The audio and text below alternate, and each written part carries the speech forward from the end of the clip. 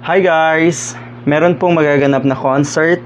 Ito ay isang anniversary concert ni multimedia star kuno Tony Gonzaga sa The Big Dome. So alam na po natin ang ating gagawin. Abay, kahit hindi naman natin to i-share, sigurado tayo hindi naman talaga to tatangkilikin ng mga kakamping. Yung mga katulad ni Tony Gonzaga at ng iba pa na mga celebrities sa kabila, yan pong mga yan ay siguradong kinakabahan pag may mga ganito silang event.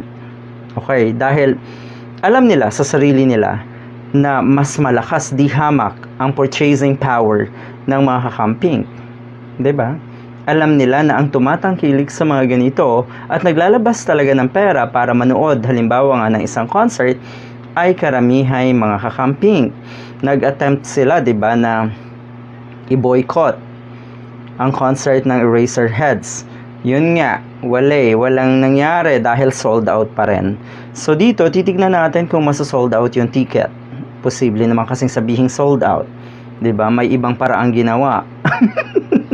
Katulad ng nangyari sa Made in Malacanang, 'di ba? Na kuno ay blockbuster. Alam niyo na ang gagawin ng mga 'yan. Anyway, so ayun, ipagpatuloy po natin ang mga ganitong pagbo-boycott. Ulitin ko, katulad nga ng sinabi ng isang sikat na influencer sa kabila, tayo daw na mga kakamping ay madalas nati-trigger sa mga ganito dahil nga sa boycott or sa pag-cancel. Ha? Sa tingin ko hindi naman pagiging triggered yung ganun eh. Karapatan kasi natin na pumili ng isang produkto, halimbawa isang serbisyo na tatangkilikin natin. Karapatan po natin yon. Ulitin ko, hindi po tayo triggered sa mga ganito. Ang ibig sabihin po ng ginagawa natin ito, tayo po ay nag-iisip ng tama. Actually, mas maganda yung nasa tamang pag-iisip.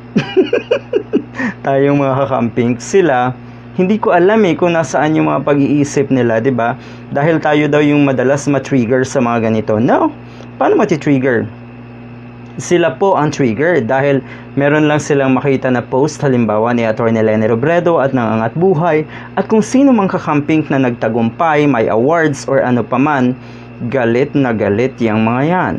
Yun po ang trigger. Dito hindi po tayo galit, tayo po ay natutuwa sa gagawin na naman nating boycott. Yun ba ang triggered? Hindi.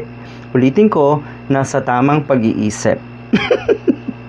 Iba kasi yun nasa tamang pag-iisip at nag-iisip ng tama.